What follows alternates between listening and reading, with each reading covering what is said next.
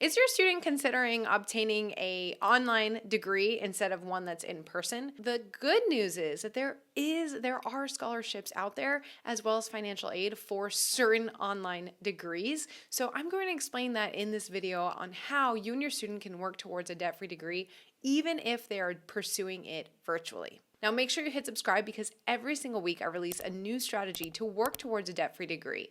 And most of those will apply if your student is pursuing an online one as well. Hey there, my name is Jocelyn Pearson, founder of the Scholarship System and Debt-Free Degree Lab, where we teach families how to pay for college while avoiding student loan debt. In fact, we've helped families now secure over 9.88, so really about $10 million in scholarships. So this is a topic that is near and dear to my heart.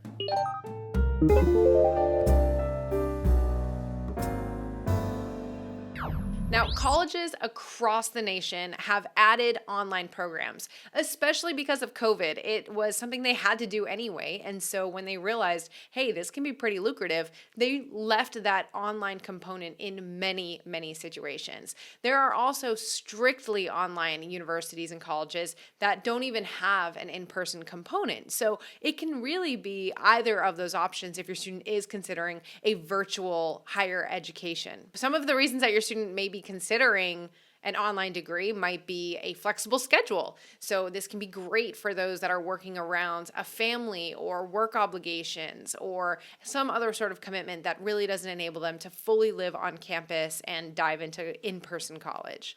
Another reason might be because flexible location. Maybe your student wants to attend a university that is just out of reach and they want to live at home instead, or maybe they already have a location that they're based out of, but they want to pursue a degree from an institution that is way beyond the distance that they want to move. So this could be a great way to access a university that is further than what we'd like to move to. And the third reason families may consider an online degree is because sometimes it's simply more affordable. Your student may not have to pay activities fees, in-person fees, room and board, dorms. This could potentially save your family tens of thousands of dollars over the course of a degree. So now this is not always the case. So you do want to be aware of the cost of an online education. Make sure that you fully understand the true cost of it. We'll talk more about that in just a moment.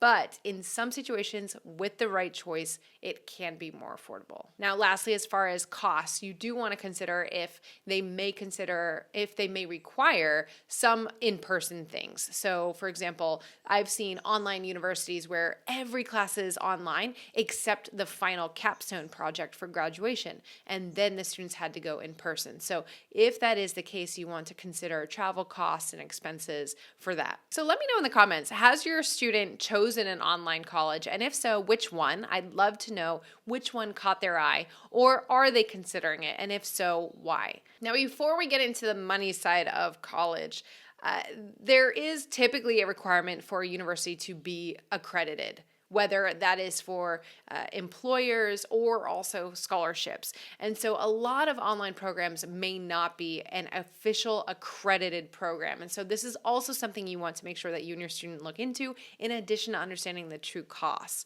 So while it may not mean that it's not a legitimate institution, at the very least, you also should make sure that it's listed with the U.S. Department of Education. We'll include a link in the description where you can go to learn more about this. Another option could be a community college. A lot of times they have online components even before COVID, and then you know that it can be an accredited institution. It can cost a fraction of the cost, and they can still do that online aspect. Now, lastly, like I mentioned, some online schools are way more expensive than an in-person one, and these are for-profit schools.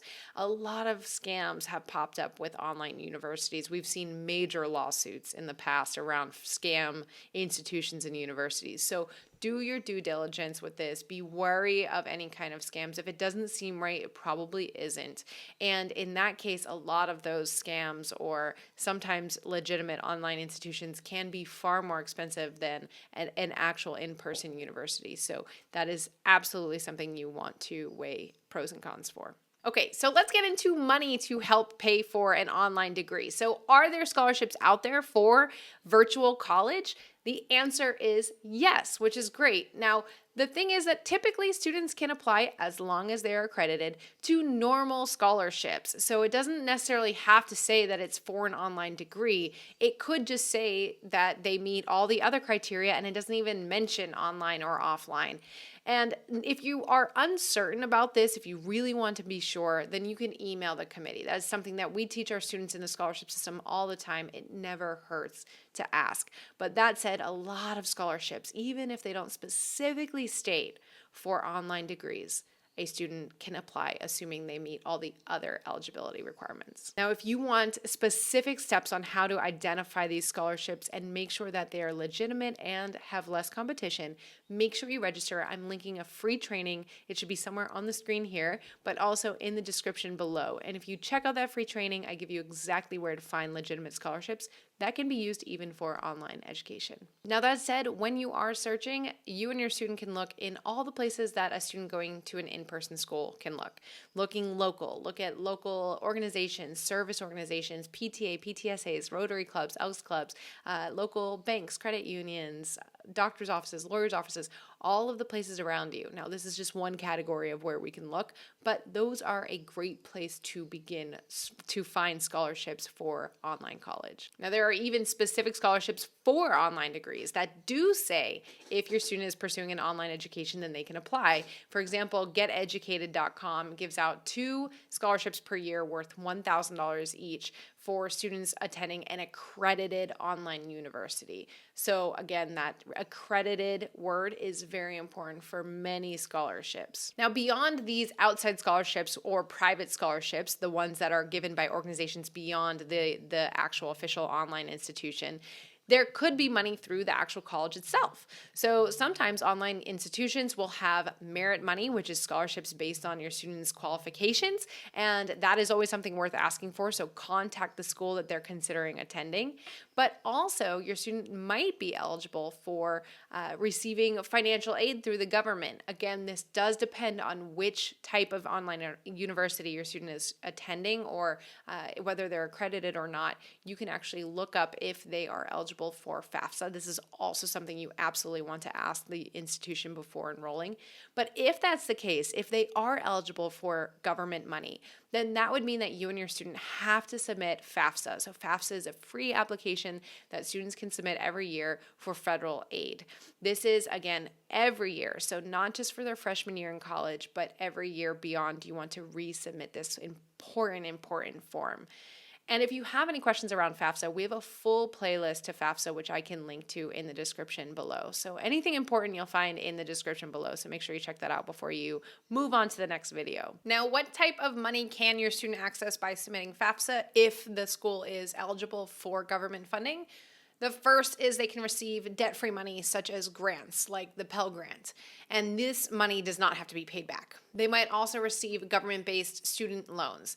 These loans actually are typically the best terms that a student can receive, so if your student does need debt to help pay for college, then FAFSA is the best way to go if your family is choosing a school that's eligible to use FAFSA for that online degree. Okay, so I mentioned different places that your student can find scholarships, private scholarships for online colleges. Don't forget that even if it doesn't explicitly state that it is for an online degree, oftentimes your student would still be eligible as long as it is through an accredited institution. Speaking of, we talked about the importance of understanding that accreditation for any kind of degree, not just an online degree, especially when it comes to eligibility for money. Then we spoke about getting money through that institution called merit money, and lastly, getting money through the government by submitting FAFSA. So as you can see, with an online program, there are multiple places that a student can receive funding in order to help them avoid student loan debt or help them pay for that degree. Now, one last resource for you, if your student is not sure if an online education is the right experience for them, we are going to link to our blog post on the pros and cons of a virtual college. So you can also find that link in the description. Now, don't forget to hit subscribe if you found this helpful, because every single week we have a new strategy for paying for college. And make sure you click on that free training down in the description so that you can see exactly where to find these precious scholarships that can help your student pay for their degree. All right, I will see you in the next video.